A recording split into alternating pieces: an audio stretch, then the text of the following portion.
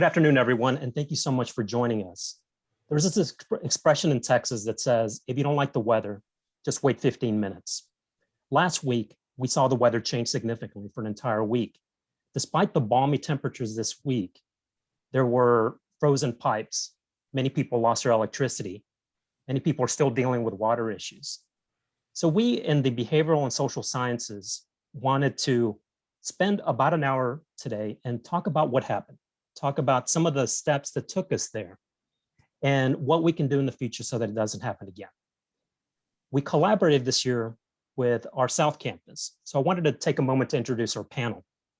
I wanted to introduce Dr. Marcia Baumgardner, teaches government at South. And I wanted to introduce Professor Will Parent, who teaches government at our North Campus. And my name is Professor Amezcua, and I teach government at North. We titled our presentation, The Texas Winter Storms. And this is an analysis of the 2021 Texas winter storms and its impact on the state, impact that we're still dealing with today. All right, well, thank you, Pat, for introducing us. Thank you for having us on here today. I'm looking forward to talking more about what happened last week and the ultimate trickle-down disaster that occurred. So thank you for having me. Now, Dr. Baumgardner, this is a picture that you took. Is that correct? Yes, so this is actually on Monday when the initial snowfall happened. I wanted to point out there is a car stuck at the top there, and it was surprising to me that a few cars were still trying to get around that day. But the weather, it was pretty intense there. The roads were not acceptable for driving, and this lasted most of the day on Monday into Tuesday, where the roads were not passable, which of course, ends up having a trickle down effect to where we weren't able to get supplies in the city for several days. I know we'll talk about that more in the future. But this is a picture right outside of downtown, nearby where I live. Which is usually almost at all hours, filled with cars, movement. Yes. It's the heart of the city. Yes, very unusual to see it vacant there. Mm-hmm. Professor Parent, any comments, any experiences that you wanted to share from last week? Professor Amezcua, Dr. Baumgardner, so glad to be here. And first and foremost, my thoughts and prayers go out to anybody who's been impacted as a result of these storms. I've heard so many stories from my own family members, friends, coworkers, colleagues, peers, students. The only thing I can really say is that Texas, this community is incredibly resilient. We will get through this, but what unusual times we live in here. A once in a century pandemic, the worst social unrest in half a century, and now some of the coldest temperatures we've had in decades here in the city of Houston. So it's been a week. So we wanted to kind of take you through a timeline of what happened, just remind you of some of the headlines that were being published. And I realize that many of us didn't have electricity during this time, but this is what some of our online newspaper sources were reporting. On February 12th, this is the Friday before we were affected, the Texas Tribune said, winter storm prompts disaster declaration and could stress the Texas electric grid. I don't know about you, but considering that this is Texas, considering that we're known as the energy capital of the world, this seemed like a headline that we could just dismiss. How could we possibly not pass the stress test? On February 14th, Valentine's Day, we saw this headline: Texas grid operators warn that rolling blackouts are possible as winter storm escalates demand for electricity. Rolling blackouts, to me, is something that maybe happens in California or happens in New York. Little did we know that we would learn that term really soon. On the 15th, we started to see the reports of power outages. 2 million Texas households without power as massive winter storms drive demand for electricity. On the 16th, Governor Greg Abbott and other top officials were calling for resignations and investigations at electrical grid operator. This is a word that we're going to be using a lot today, ERCOT, a word that I certainly wasn't very familiar with before last week, but many of us are familiar with now. Let me go ahead and keep taking us down this timeline. On February 17th, we start to see even more alarm in these headlines. Texas power outages. Officials warn of low water supply. Nearly 3 million households are without electricity. And by the 17th, later that day, nearly 12 million Texans now face water disruptions. The state needs residents to stop dripping taps. That goes contrary to the advice that many of us heard, is to drip our faucets to keep them from freezing. On the 17th, Governor Greg Abbott doesn't know when suffering Texans will have water or power again. On the 17th again, Texas running out of food as weather crisis disrupts the supply chain. On the 18th, nearly half the state, and this is a large state, we're talking about 30 million people who live in the state of Texas. Nearly half of the state was experiencing water disruptions as a power grid operator says it's making progress, which was little consolation for a lot of us who were waiting to get that water back on. By the 18th, Texas power grid is stabilizing, but more than 300,000 remain without electricity. So we wanted to start off the conversation here. We experienced something that we last experienced with Hurricane Harvey back in 2017. This loss of essential utilities. A lot of people lost their power during Hurricane Harvey. Even more people lost their power this time around. Ultimately, 4.5 million people were without power. Up to 14 million households had to boil their water. And this is something I think the panel would agree, this is something that we really take for granted, don't we? I know that I've traveled out of the country and you're advised to boil water, not to drink water out of the tap, but not in the United States of America, not in Texas. That was certainly new. And if you ventured out to your local grocery store, you know that there were food, gas, and other provisions that were very difficult to locate. So I wanted to start off here and ask Dr. Baumgardner, how did we get here? Why were we so vulnerable? Why did we find ourselves, so many of us without power? So many of us if we had water, it was a slow drip that we had to boil. And how did we end up with so many empty shelves at the grocery store again? Yeah, well, that is the question I think that we will be exploring for quite a while, actually, as a state. And so I just kind of want to circle back to the very beginning here, what you talked about with the warnings that came out. So the very first headline that we had was back, on the weekend when they were forecasting we were going to have this intense weather. But the question is, how much did we know about the stress this was going to put on our electrical grid? And so I was listening to a little bit of the hearings today that are happening up in Austin. Legislators are questioning some of the members or the leaders of these power generation plants. And there was some indication, and they were acknowledging that they did have an idea of how much this was going to stress the system. But I'm not sure that anyone really quite grasped the severity. At least if they did, we haven't been really hearing enough about that yet. How much did we really know that this was going to stress the system? We knew it was going to stress it, but did we have any idea that it could have this kind of an effect? And if it did, who were those people that knew that? And I think that's a key part of the story because, it is important to go back and try to understand exactly what happened if we're going to try to prevent this in the future. And then I think this picture here is so powerful of this empty grocery store, HEB, that as Texans, we all know and we love, and we're used to seeing it fully stocked. And I think this picture is so powerful because it showed how quickly things spiraled. So you have one thing that quickly leads to another. You have these power outages that become much more serious than I think anyone could have imagined, much longer than we anticipated. This, of course, hits the water supply too, because you have the treatment plants that are impacted.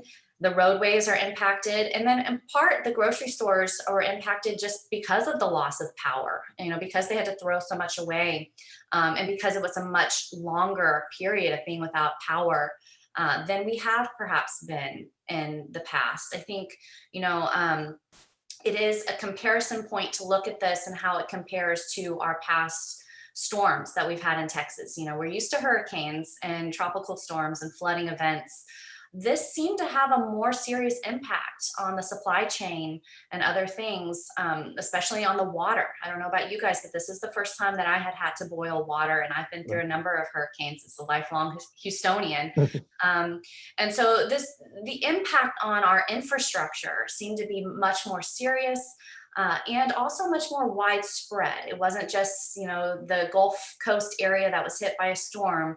This impacted the entire state. And so, I saw an article recently, the Wall Street Journal was indicating that this might be one of the most expensive disasters that Texas has ever had. So I think it's really important that we take time to try to understand what happened, to understand that it wasn't necessarily just a natural disaster type of event, but there was a man-made component to this, and there was an infrastructure component to this. And it's important to go back and assess so that we can understand, so that we can fix it in the future. And then finally, I'll wrap up by saying this: the Lieutenant Governor, Dan Patrick, was on cable news yesterday, I believe it was yesterday, and he said that no other bill would be brought up in the Senate before they had tackled exactly what happened here, which I thought was a very strong statement, and indicates how seriously they're going to look at this. That being said, it's also such a difficult thing to look at. You can see where this is going to really derail the legislature, perhaps, for a period of time. And we'll follow up with that, with what can actually be accomplished through legislation. Is this something that, because of the political environment that we live in, whether this was something that could have perhaps been predicted?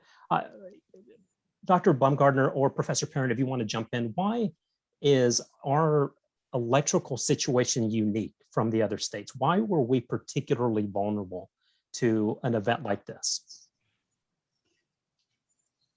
Well, before I answer that question, I just want to acknowledge that this is such a major news story, not only here in the Houston area, but throughout the state of Texas, throughout the country for that matter. In fact, I saw on the BBC News, their website, a story about this. So obviously, we believe that this has a lot of legs, so to speak, and that this will be a story that will be covered for quite some time to try to investigate what exactly occurred here. You look at the sheer magnitude. A hurricane, as devastating as it is, typically only impacts, maybe a metropolitan area, maybe two at most. Whereas with this storm, it impacted nearly all 30 million Texans. And going through last week, I couldn't help but think the progression of the storm. So on Friday, February the 12th, this is the first I started to really kind of hear about the nasty weather. We were expected to get late Sunday night, early Monday morning, go from the 14th, Valentine's, into the week of the 15th. And my mom, who is elderly and has some mobility issues, she recently moved into our neighborhood, and she asked me to wrap her pipes. And she wanted me to do it over the weekend. And usually she's a pretty good barometer. If there's going to be some sort of weather related event, then she's on top of the local news. And so I started to look a little bit more into it, and my wife and I, we decided that obviously we needed to wrap our pipes as well, maybe get some additional provisions. We went to the grocery store on Friday the 12th, before the storm hit, and I remember my wife and I were kind of taken aback by how empty some of the shelves were. It wasn't completely empty. The picture you're looking at right now is from the 19th, so 1 week after, but it was still obvious that something wasn't right. Something was amiss, if you will. I remember on Sunday, Valentine's Day, that we heard ERCOT officials saying, whatever you can do, try to conserve energy. And for me, that was kind of the first time where I took a step back and thought to myself, well, I wonder if we're going to have class the following week. What's going to be the impact on our region, on the state, and so forth. And on Monday, of course, the 15th of February, we had snow. And I think, at least my initial reaction was, how cool is this? This is, we rarely get snow in Houston, and it's kind of a time to pause and reflect. I have an 8-year-old son. He was obviously very excited about that. That excitement quickly diminished on my end once I started seeing the news reports of people without power, loss of utilities, obviously bone-chilling cold that we're just quite frankly not used to here in Houston and in large parts of the state. On Tuesday and Wednesday, my mom, who lives just 4 blocks away from me, she lost power, and her water was still working, but our water, essentially we had no pressure whatsoever. And as Tuesday turned into Wednesday, she still didn't have power. And we tried to find food. And on Tuesday, we did find food. And I got to give credit where credit's due to James Coney Island, because they were open. They were open after Hurricane Rita in 2005, and they were open during the storm. And they were one of the few places. But increasingly, it was becoming more and more difficult. You saw long lines at grocery stores. And on Wednesday night, my power went out, like millions of Texans. As we can see here, the number was 4.5 million households without power. Well, that doesn't really give us a true indication, if you will, of how severe it was.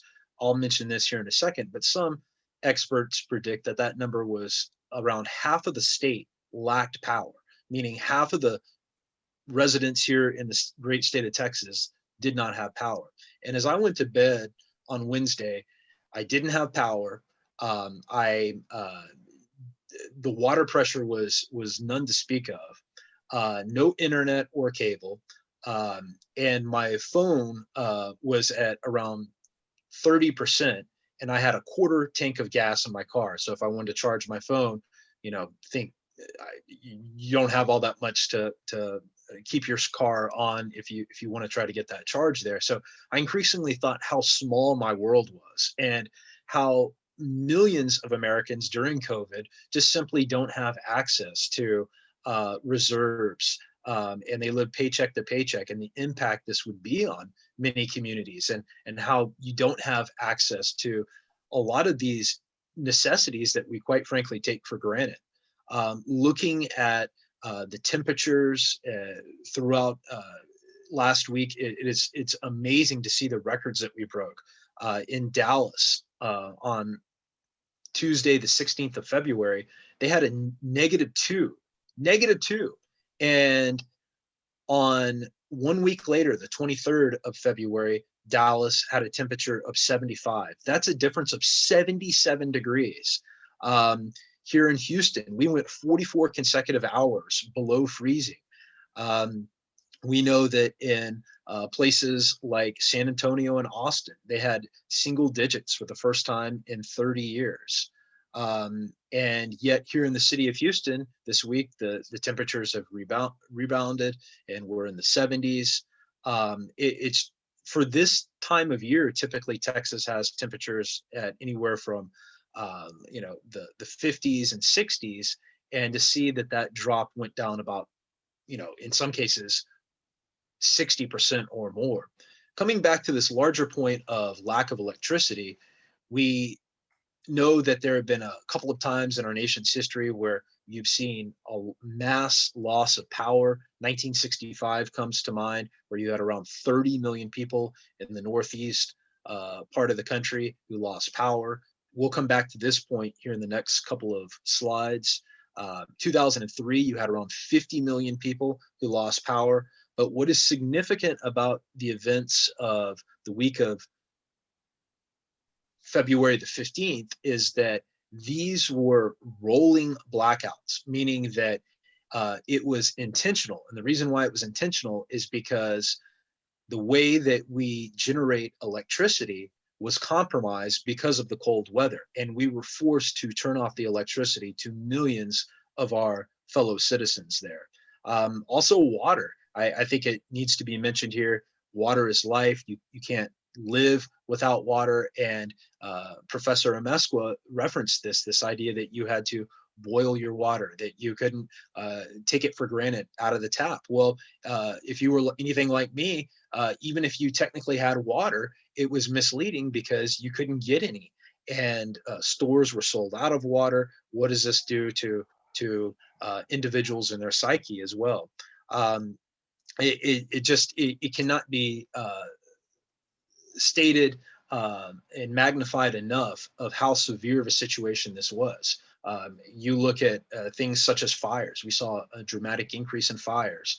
People who were trying to warm themselves and died, unfortunately, because of carbon monoxide. Other issues that maybe not even be on our radar, but calls to the Houston Society for the Prevention of Cruelty in Animals increased by fivefold last week. So those were some of my takeaways from the events of last week there, the week of the 15th.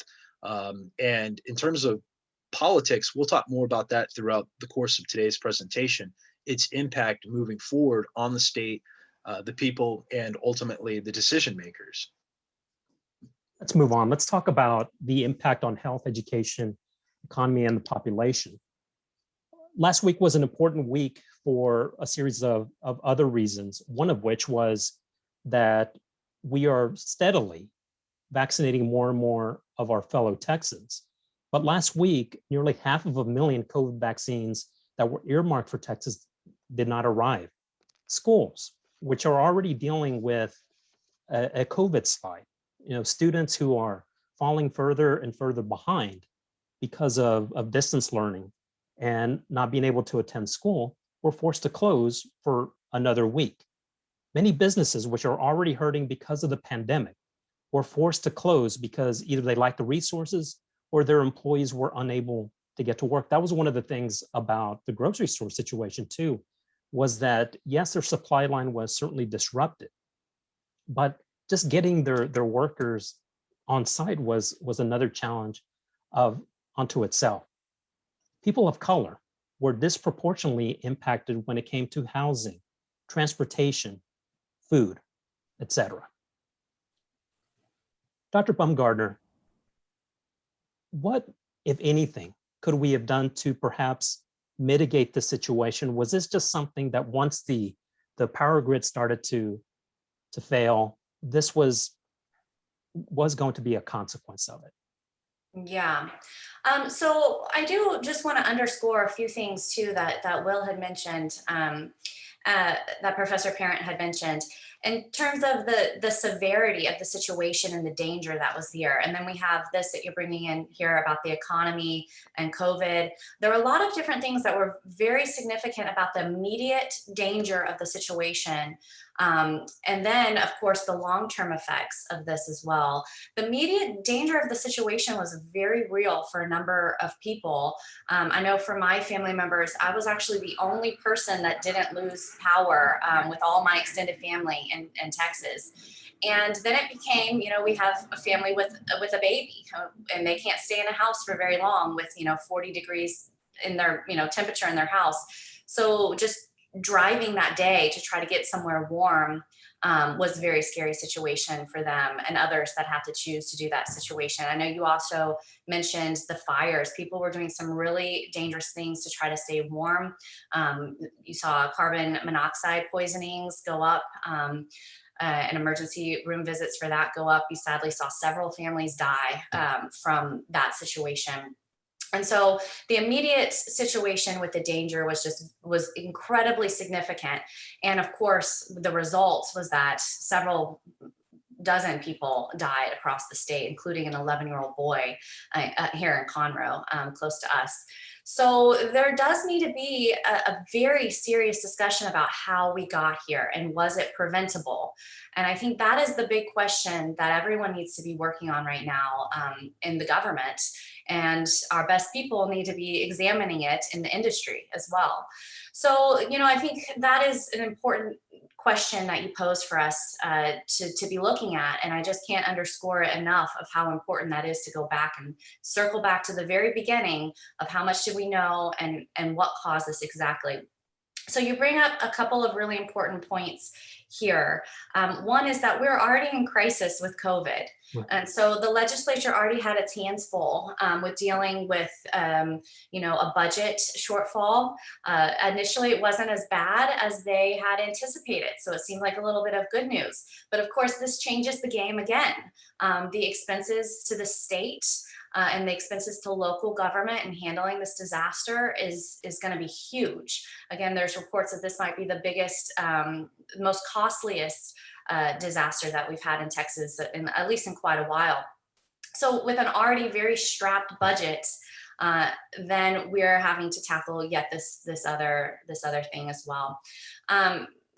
Right, the school situation, I don't know if we even need to get into how much this impacts the family life, right, and how much this impacts the students, because we've been seeing this now for almost a year, that a lot of students are out of school. And I know that several ISDs not only missed all of last week, but they're also missing all of this week because of damages either directly to the school or to so many teachers' homes that they're not able to have enough staff to open. I know my niece is out all week in Sugar Land because of that. So that's another big point.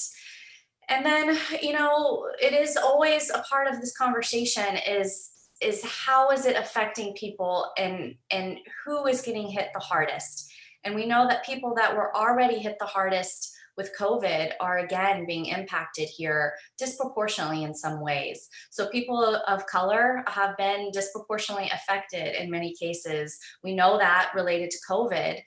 We know it related to being able to get the COVID vaccine. In some cases, those numbers are very much down in areas of color. And then, we add this new element to it. And one of the unique things was that everyone lost power regardless of your economic status. And so that was an interesting thing to see. But then how quickly people are able to kind of bounce back is going to be incredibly disproportionate. And then the effect of people who lost power, based on your income, of course, did have an effect, because people with nicer homes with fireplaces and insulation, the temperature maybe didn't get down so much in their house. But we know, again, the little boy in Conroe that died of hypothermia, he was in a trailer home. And so that was something, or, the inside of his house is very close, the temperature very close to just the outside temperature. And so that's something that is incredibly difficult. And so I think all of these things really lead back to the main question of how can we make sure that this never happens again in Texas? How can we make sure that we're prioritizing our crucial infrastructure? And that's something that we're going to have to address as Texans and take very seriously, I think. Right, and you make a excellent point about just the inequality that exists between more affluent Texans and less affluent Texans. Right now, we're talking about the scarcity of plumbing services, but that assumes that you can afford the plumbing services. That assumes that you can pay for the repairs that need to be made at your home. Professor Parent, was this a situation that was an already bad situation that was further exacerbated by this storm? Absolutely. We know that here in Texas, according to the CDC, we've had over 2.6 million cases of COVID-19. We've had over 41,000 people die as a result of COVID-19 here in Texas.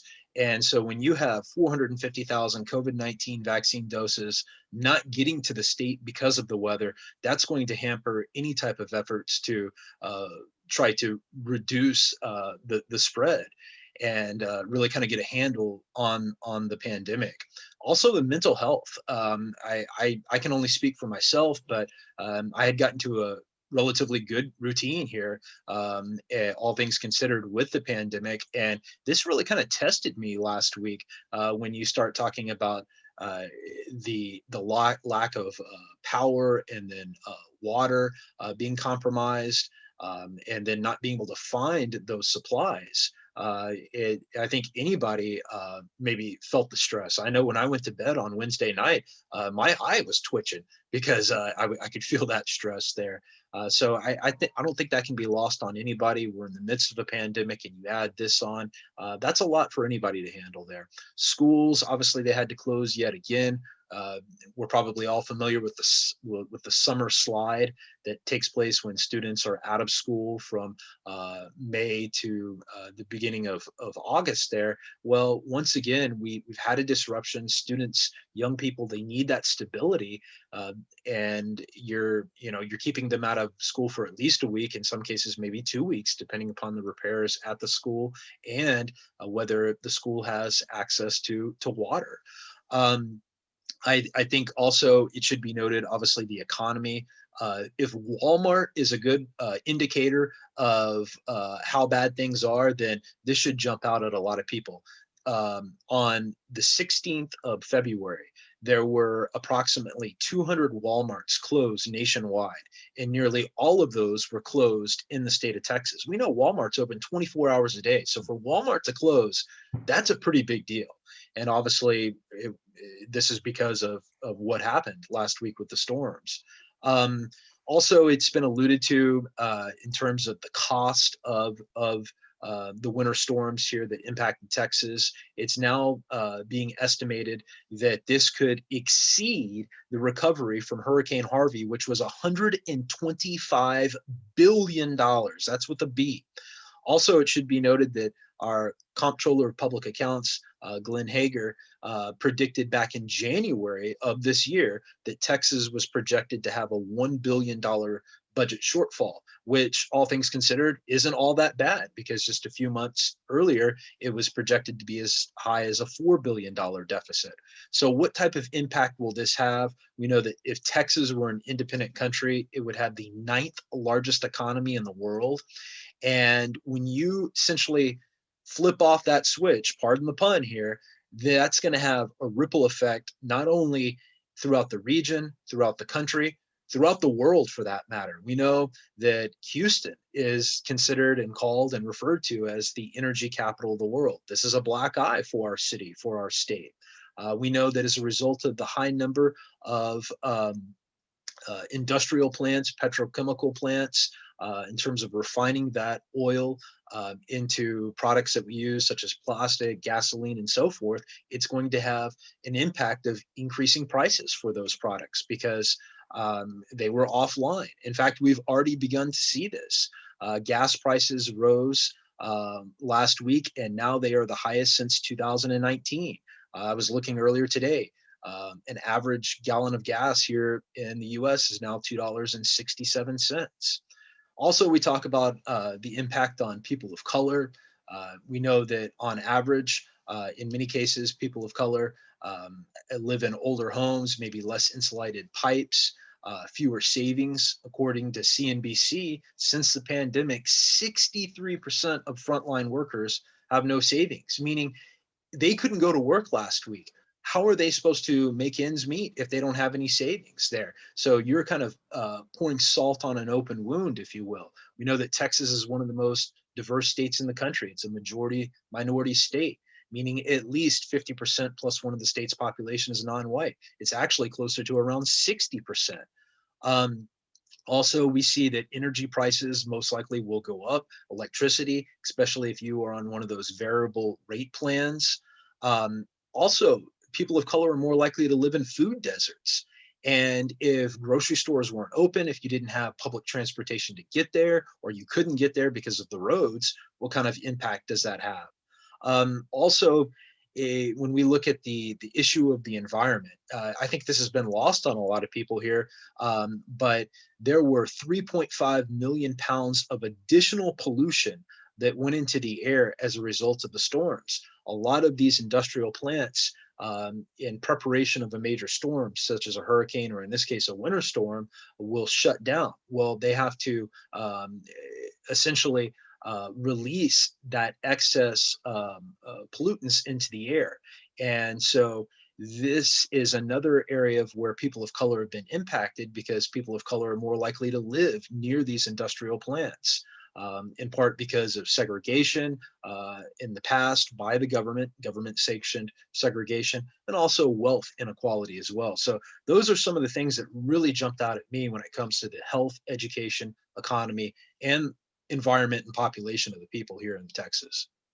Yeah, and I just want to pick up on one other thing there before we transition that I think is so important, and that is the cost of energy for some people. So you mentioned that this has the potential to be catastrophic if the state doesn't intervene, which we are seeing them intervene at this point.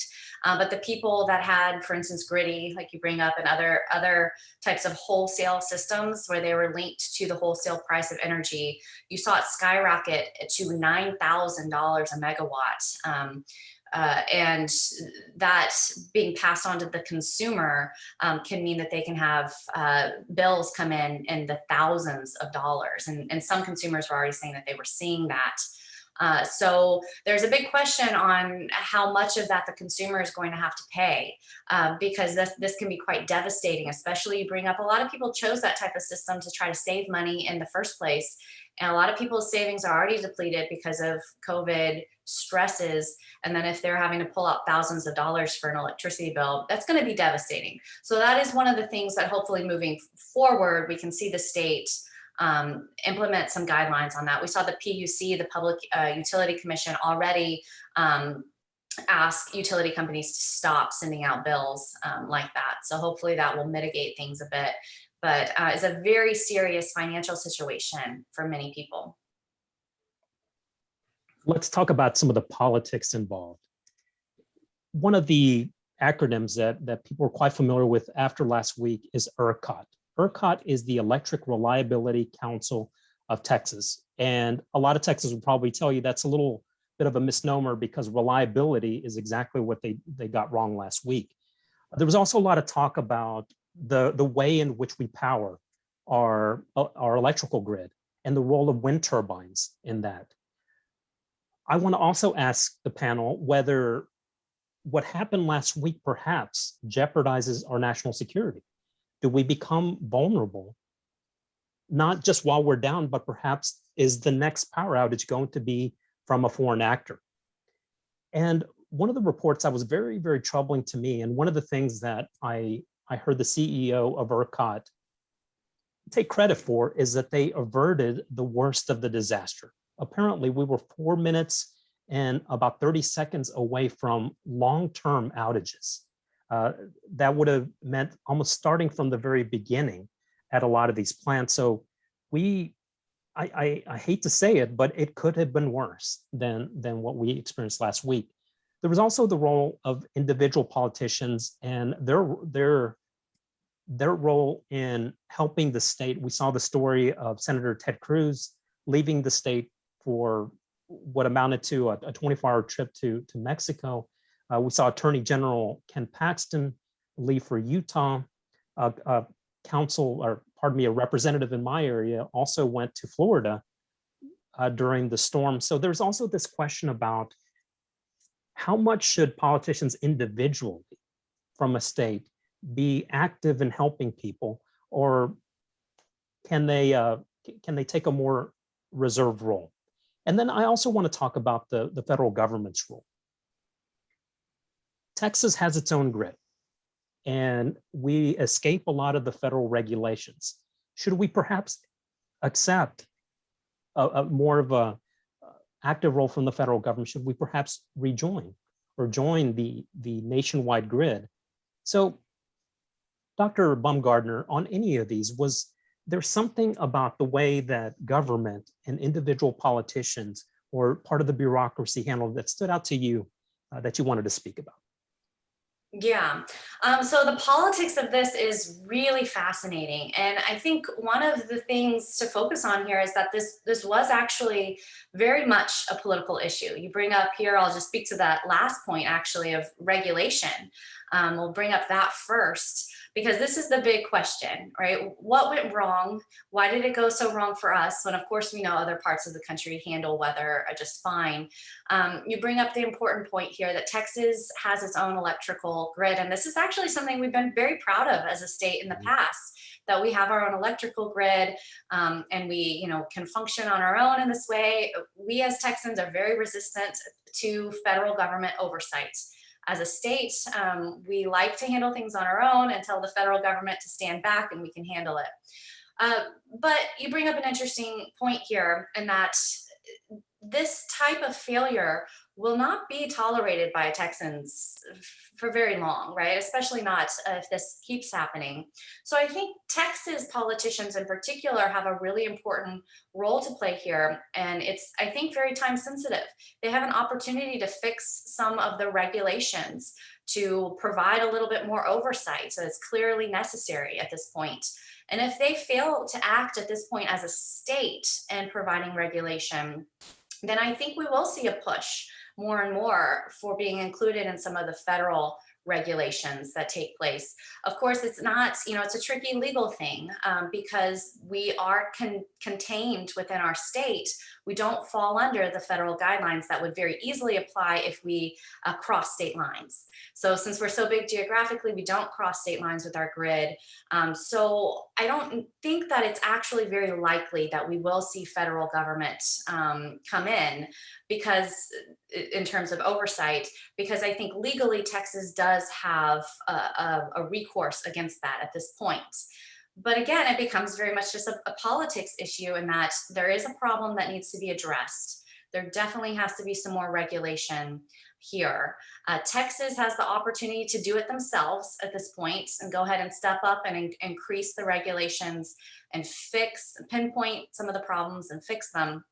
And if we don't see that happen, then I think you do see perhaps the door open, especially as the change politically takes place in our state in terms of demographics and the political landscape. If we see a switch in our politics in the next coming decades, to where perhaps Republicans don't have complete dominance on the institutions, but you have more of a mixed government, you might see more of a friendly attitude towards some federal government involvement in the power grid.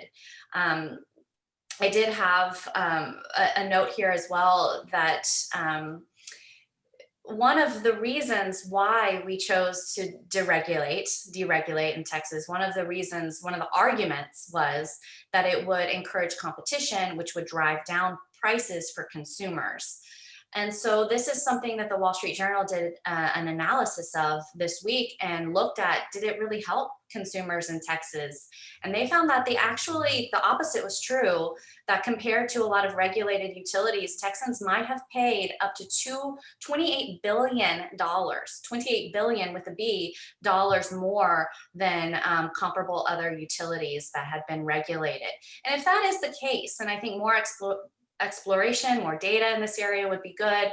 But if that is the case, then as consumers, we don't want to pay more.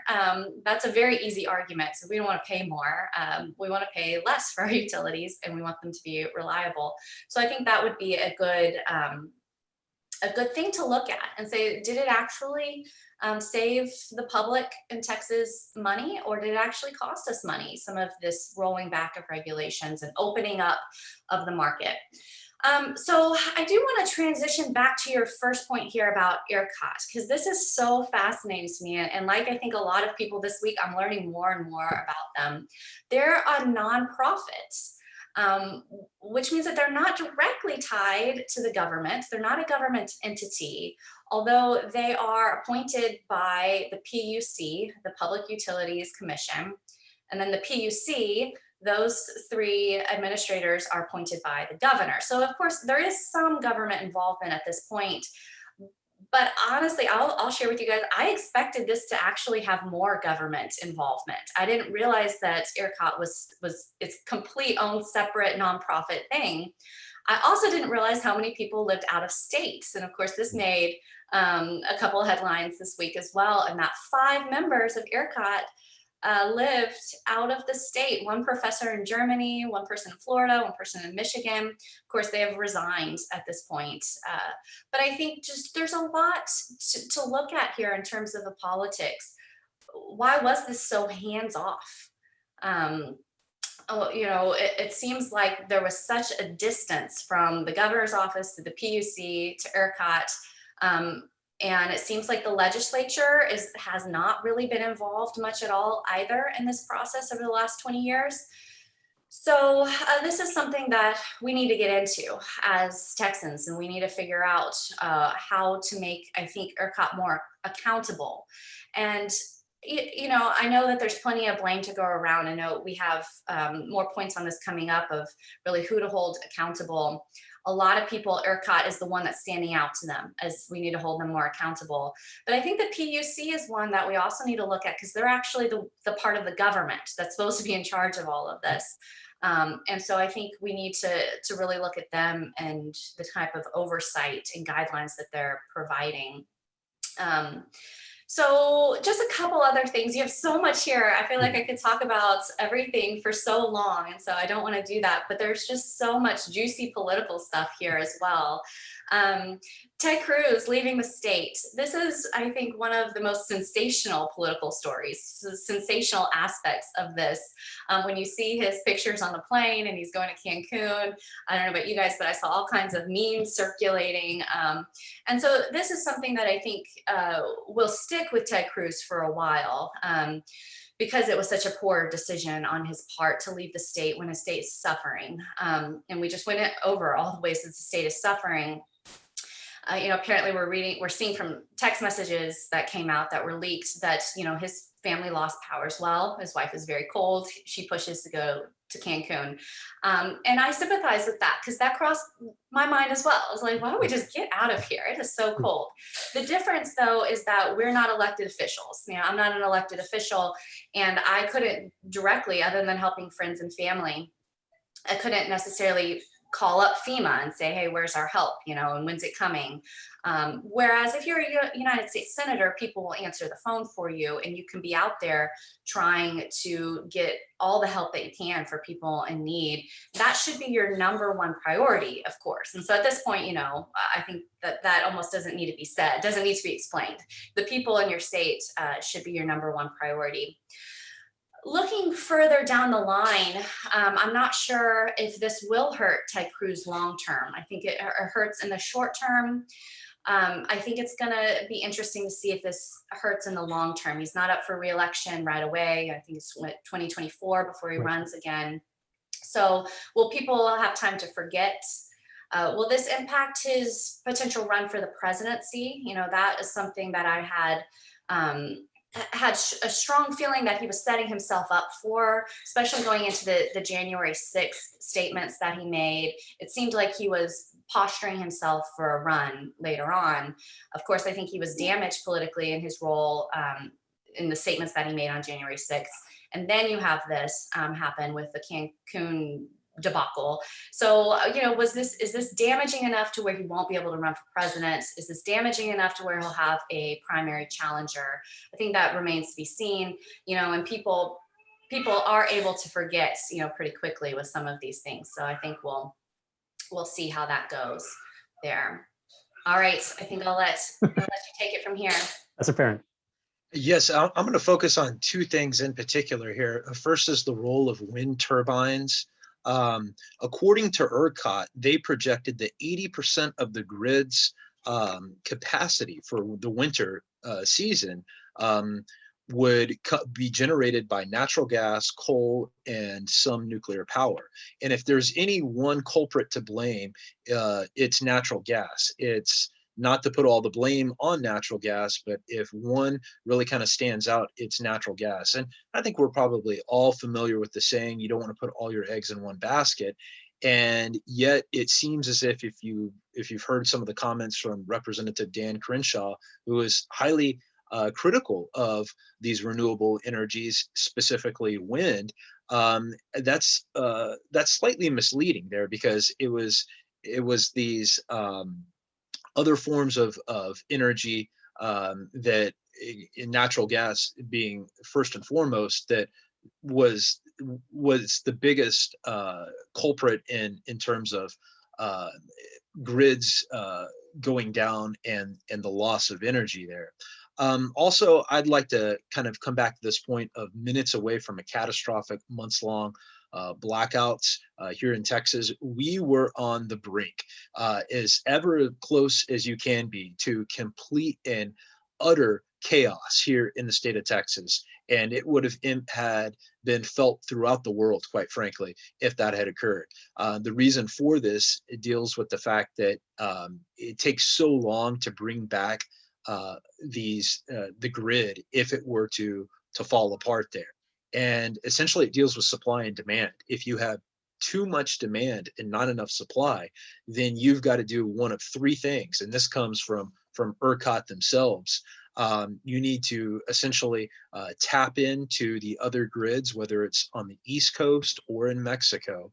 But the problem with that is the demand for electricity was so high at the height of the storm that the other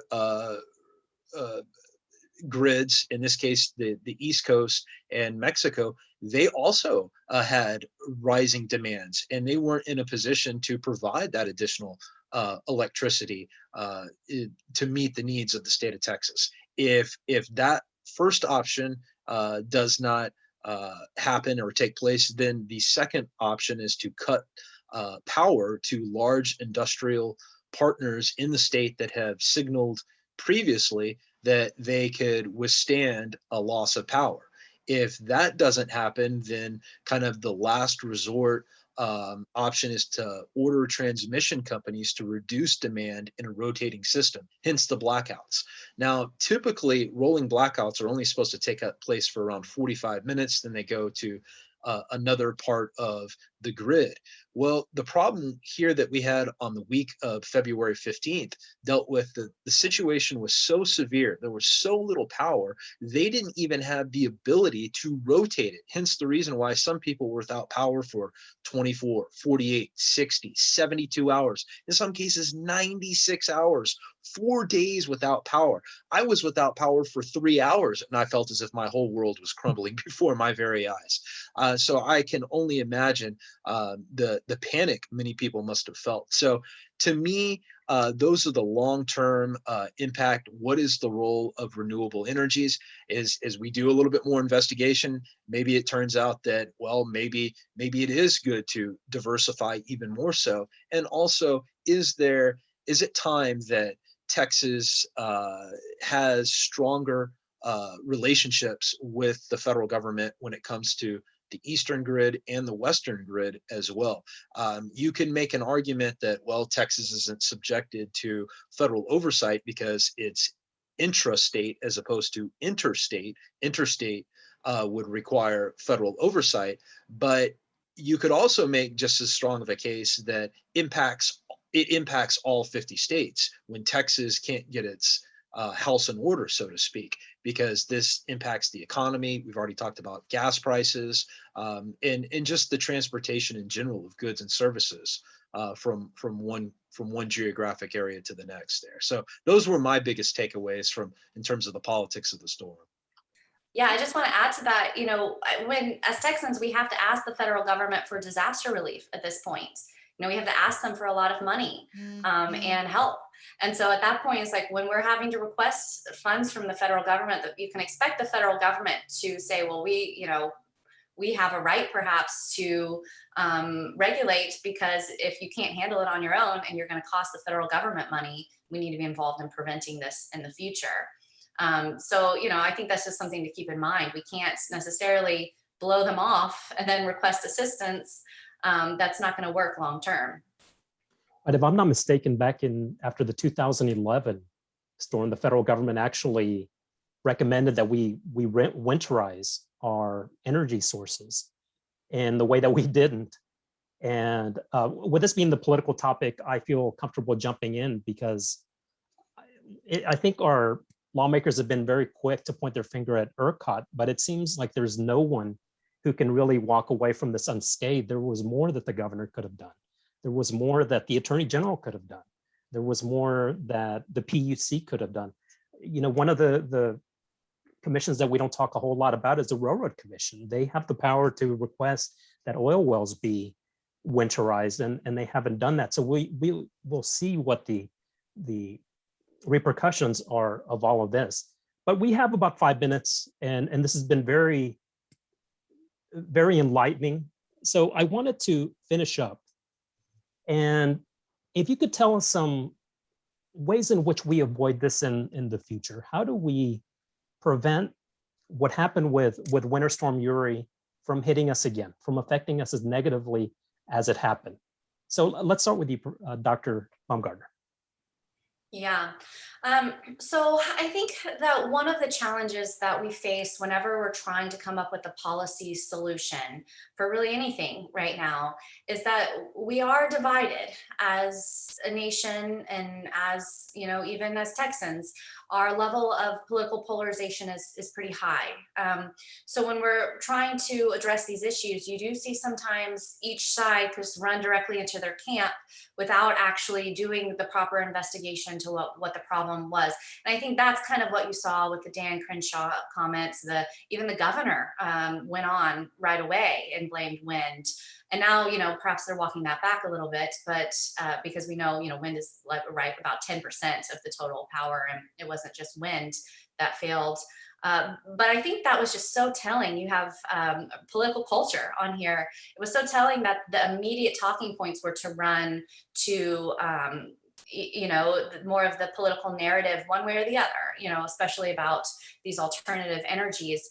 And I think one of the things we're going to have to do is get past that if we're going to really solve this. And so I think that will take some doing in a way. I was a little bit encouraged today when I was listening to the hearings, though, with the legislators in Austin, and how they do seem to be very motivated right now to really try to learn more about what caused it. And I was a little bit heartened to hear how many of them be fairly honest about how they don't understand a lot of this. And they asked, the head of NRG was there, their power generation element was there testifying at the part that I got to hear. And one of the legislators asked each company to submit a report of what they would do. You know, if they had all the power in Texas, what would they do to implement as a change? And one of the things that really struck me is just how much the legislators, they don't know, right? They don't know enough about the science of everything and the engineering part of it to really effectively regulate at this point. And of course, it would require some changes just to get them involved in the first place, because we know that's not the workflow right now. It's the Public Utility Commission and the governor. So I think it's going to require some humility of realizing that a lot of people in charge don't fully understand what happened, perhaps, and they need to dig in and understand what happened and the science of it and the regulations that need to be put into place. And then I think, you know, one of the things that stands out to me is the winterization. This was a recommendation that had been made. It didn't happen. And that seems very clearly like something that needs to happen moving forward. We can't ever be in this position again, where you leave people in the cold for an extended period of time. So that definitely needs to be looked at. One element of this whole conversation is just the supply and demand element of companies and their profit, their ability to make profit. And one of the things that we know is that sometimes it's not profitable to put these measures into place. And that's why it hasn't happened in the past. So, you know, perhaps we need to look into that as well. You know, is that something the state can be involved in? Can they incentivize companies to put these things in place? Or do they just need to go ahead and mandate it to be put in place because it's maybe essential now at this point?